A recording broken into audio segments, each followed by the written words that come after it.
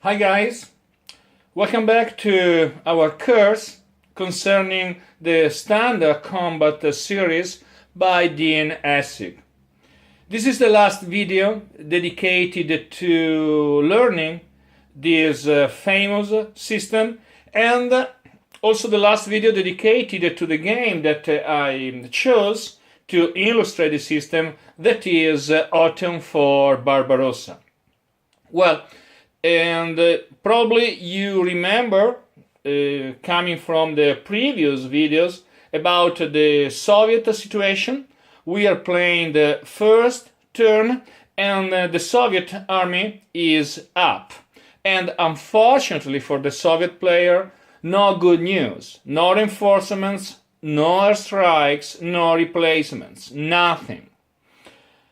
If you notice, I have already moved all the units, and I tried to rebuild. I want to show you the new Soviet defense line, and I have tried to rebuild a new front line, but unfortunately it seems to me that it is a weak line. Well, I'll check that in the future.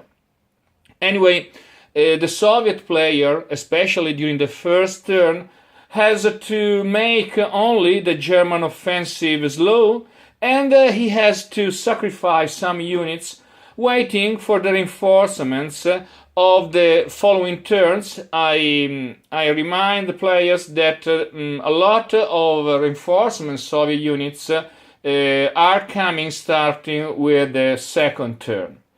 Well, please, I want only to highlight the real turning point of the whole game. In fact, on turn 6, well, the German player has to roll one die to determine if the Hitler withdrawal occurs. If you notice, well, I want to show you, I want to move a little bit the camera, and well, and you have 10 turns, and on turn 6, well, the German player has to roll one die, and if he gets 1 or 2, well, it is obliged to remove all the exploit capable units.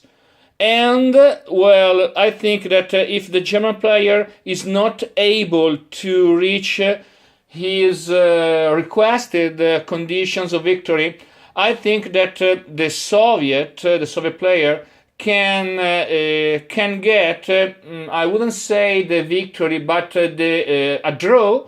That is I want to remind that it's the historical outcome. Well, and so I want to resolve immediately the single attack that the Soviet player has made. Well, I'm speaking about this attack. Well, the attack that we have in this X. Well, I have a stack of 3 mobile Soviet Union and another supporting infantry on the side against the 10th Panzer Division. Well, the odds are only 1 to 1, so the Soviet player needs a lucky die roll. Well, 9, it's very good.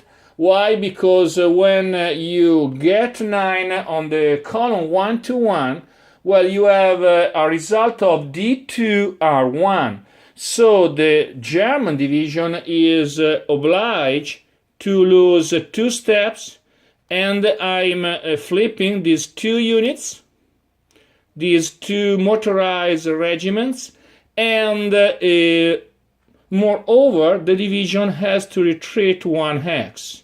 Well, obviously, I'm advancing with the attacking Soviet units. Well, that's all as concerns the combat phase. Obviously, it's not in the interest of the Soviet player to have a lot of combats, and I'm going to do immediately the exploitation phase. I have only 3 units, and this 469 is for 6-9 unit. Well, I want to place it here, such way to have a better front line. Let me see if I can reach this hex. 1, 2, 3, 4, 5, 6, 7, well, 9. I want to remember that 4 hexes, 4 rod hexes equal 1 movement point. Well, it's done. And I have 2 other exploit units. Well, this 649. Well, let me see. I want to place this 649 well into Smolensk. I think that we don't have any problem. 1, 2, 3, 4. Yes, Smolensk. So now I have 3 good units, 3 good Soviet units in Smolensk. And the last one, well, in the north, well, this unit is located in Zarkovsky, and I want to place it in the middle. 1, 2, 3, 4, well, and it's done too.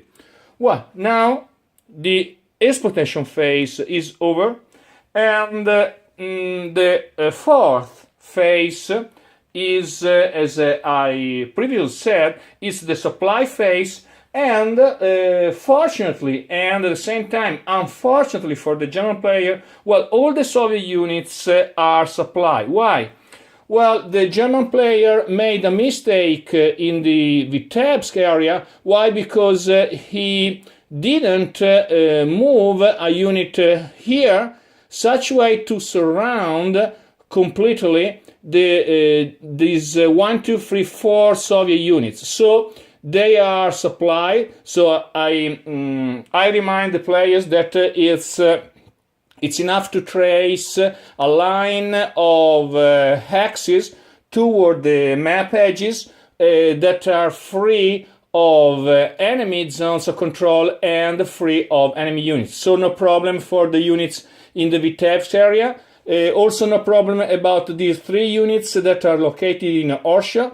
Mogilev, no problem at all, and the same is true about Smolensk.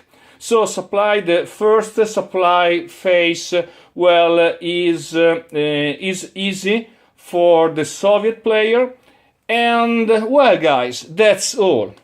And final opinions and impressions concerning this game. Well, first of all, the system SCS is strongly advisable.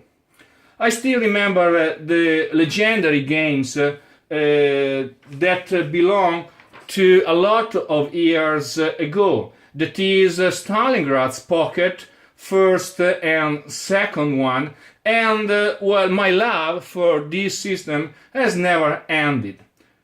Autumn for Barbarossa can be played in about 4 hours, and it sums up all the mechanics of a traditional war game. Some rules give more flavor to this game. The rule called Hitler Withdrawal obliges the German player to remove all his exploit-capable units starting on turn 6.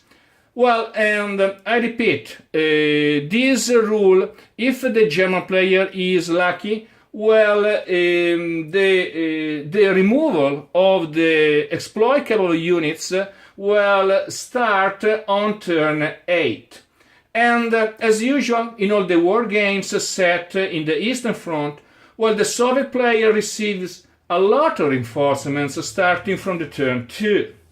Well, I repeat, Autumn for Barbarossa is strongly advisable, and I recommend it also to play a tournament, because the level of victories of the several levels of victory are only based on getting points coming from the seizing of towns and cities.